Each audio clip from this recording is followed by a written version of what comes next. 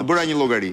Mora një rrogë 750 euro mesatare, e shumëzova për 12 muaj del 9.000 euro në vit, që merr një punojës i administratës, zura që ti të heqësh 25% të administratës, 50.000 vetë janë 45 milion euro. Jo. I bëre llogarit gabim.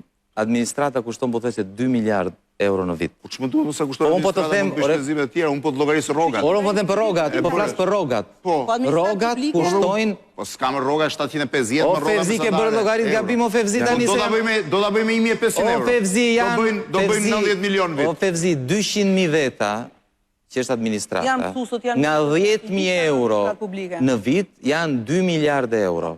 200.000 veta nga 10.000 janë 2 miliardë euro. 750 herë 12 muaj, 1, 2, 3.